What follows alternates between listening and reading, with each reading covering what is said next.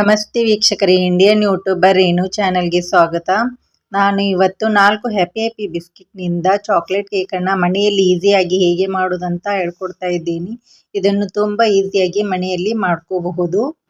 ನಾನು ಇಲ್ಲಿ 1 ಬಟ್ಲಷ್ಟು ಸಕ್ಕರೆನ ತಗೊಂಡಿದ್ದೀನಿ. 2 ಸ್ಪೂನಷ್ಟು ಟೂಟಿ ಫ್ರೂಟಿನ ತಗೊಂಡಿದ್ದೀನಿ. ನೀವು ಬೇಕಾದರೆ ಡ್ರೈ ಫ್ರೂಟ್ಸ್ನ ತಗೋಬಹುದು. 1 ಎಣ್ಣೆ ಪ್ಯಾಕೆಟ್ನ ತಗೊಂಡಿದ್ದೀನಿ. 1 ಗ್ಲಾಸಷ್ಟು ಹಾಲನ್ನು ತಗೊಂಡಿದ್ದೀನಿ. ಈಗ ನಾನು ಪ್ಯಾಕೆಟ್ನ ಬಿಚ್ಚಿಬಿಟ್ಟು ಬಿಸ್ಕೆಟ್ನ ಬೇರೆ ಮಾಡ್ಕೋತಾ ಇದ್ದೀನಿ.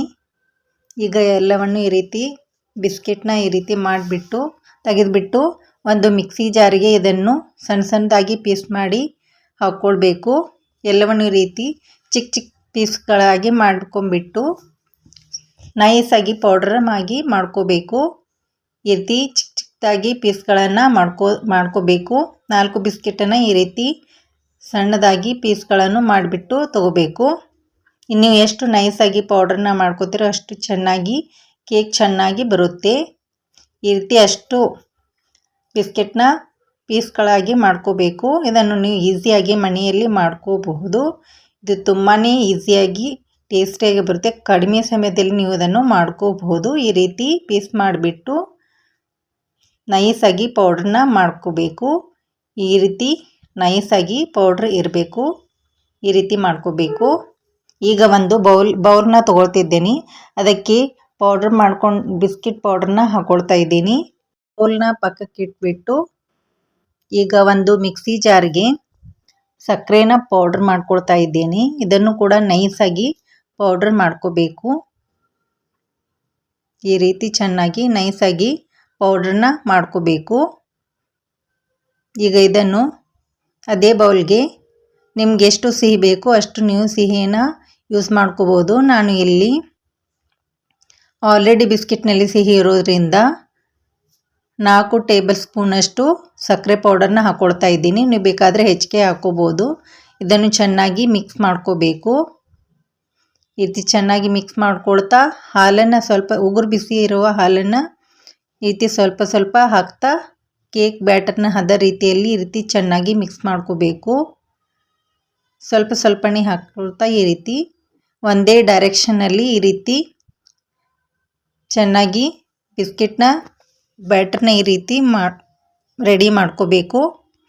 ಫಸ್ಟ್ ಟೈಮಲ್ಲಿ ಬೇಕಿಂಗ್ ಮಾಡೋರು ಕೂಡ ಇದನ್ನು ಈಸಿಯಾಗಿ ನೀವು ಬಿಸ್ಕೆಟ್ನಿಂದ ಕೇಕನ್ನು ರೆಡಿ ಮಾಡ್ಕೋಬೋದು. ಬ್ಯಾಟರ್ ಈ ಕನ್ಸಿಸ್ಟೆನ್ಸಿಯಲ್ಲಿ ಇರಬೇಕು.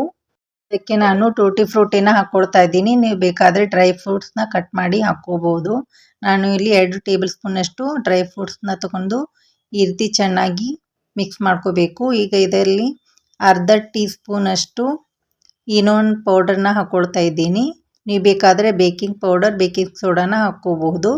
ಈಗ ಇದಕ್ಕೆ ಅರ್ಧ ಟೀ ಸ್ಪೂನಷ್ಟು ಹಾಲನ್ನು ಹಾಕ್ಕೊಳ್ತಾ ಇದ್ದೀನಿ.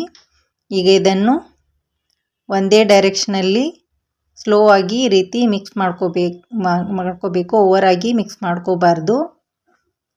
ಈ ರೀತಿ ಮಿಕ್ಸ್ ಮಾಡಿಬಿಟ್ಟು ಇಡಬೇಕು. ಓವರ್ ಮಿಕ್ಸ್ ಮಾಡಿದರೆ ಕೇಕ್ ಹಾರ್ಡಾಗಿ ಬರುತ್ತೆ, ಸಾಫ್ಟಾಗಿ ಬರೋದಿಲ್ಲ. ಈ ರೀತಿ ಕನ್ಸಿಸ್ಟೆನ್ಸಲ್ಲಿ ರೆಡಿ ಮಾಡ್ಕೋಬೇಕು. ನಾನು ಇಲ್ಲಿ ಮೋಲ್ಡನ್ನು ಹಾರ್ಟ್ ಶೇಪಲ್ಲಿರುವ ಮೋಲ್ಡನ್ನು ತಗೊಳ್ತಾ ಇದ್ದೀನಿ. ಈಗ ಇದಕ್ಕೆ ಸ್ವಲ್ಪ ಎಣ್ಣೆನೂ ಹಾಕಿಬಿಟ್ಟು ಈ ರೀತಿ ಕೈಲಿಂದ ಎಲ್ಲ ಕಡೆ ಸ್ಪ್ರೆಡ್ ಮಾಡ್ಕೋಬೇಕು. ನೀವು ಬೇಕಾದರೆ ಬಟರ್ ಪೇಪರ್ನ ಹಾಕ್ಕೋಬೋದು. ಈ ರೀತಿ ಎಲ್ಲ ಕಡೆ ಸ್ಪ್ರೆಡ್ ಮಾಡಿಬಿಟ್ಟು ಅದಕ್ಕೆ ಅರ್ಧ ಟೀ ಸ್ಪೂನಷ್ಟು ಮೈದಾನ ಹಾಕ್ಕೊಳ್ತಾ ಇದ್ದೀನಿ. ಈಗ ಎಲ್ಲ ಕಡೆ ಈ ರೀತಿ ಸ್ಪ್ರೆಡ್ ಮಾಡ್ಕೋಬೇಕು.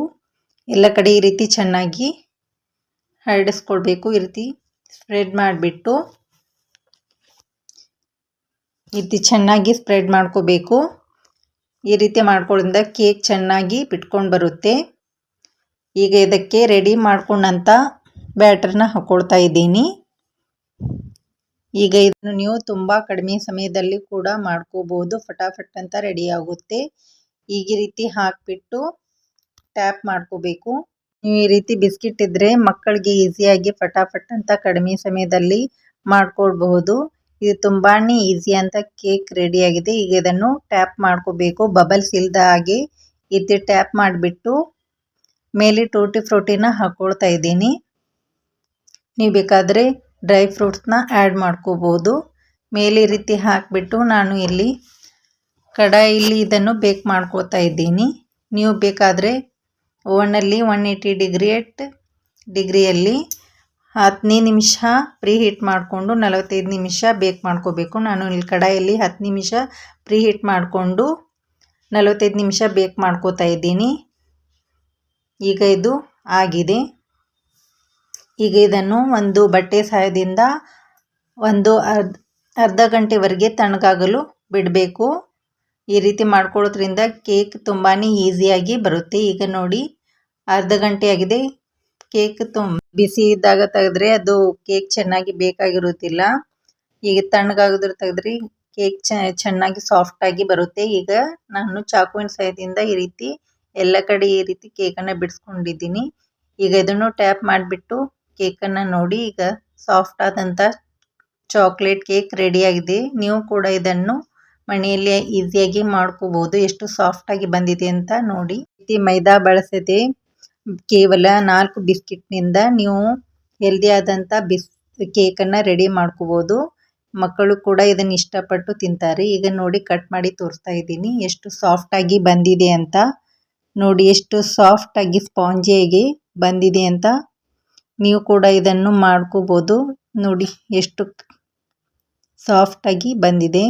ಈ ರೆಸಿಪಿನ ಒಮ್ಮೆ ಟ್ರೈ ಮಾಡಿ ಹೇಗೆ ಬಂದಿದೆ ಅಂತ ಕಾಮೆಂಟ್ ಮಾಡಿ. ನಿಮ್ಮ ಫ್ಯಾಮಿಲಿ ಫ್ರೆಂಡ್ಸ್ಗೆ ಶೇರ್ ಮಾಡಿ, ಲೈಕ್ ಮಾಡಿ. ನನ್ನ ಚಾನೆಲ್ಗೆ ಸಬ್ಸ್ಕ್ರೈಬ್ ಆಗಿ. ಮತ್ತೊಂದು ವಿಡಿಯೋಸ್ದಲ್ಲಿ ಸಿಗೋಣ. ಇನ್ಸ್ಟಾಗ್ರಾಮ್ನಲ್ಲಿ ಕೂಡ ನನ್ನ ಫಾಲೋ ಮಾಡಿ. Thank you for watching.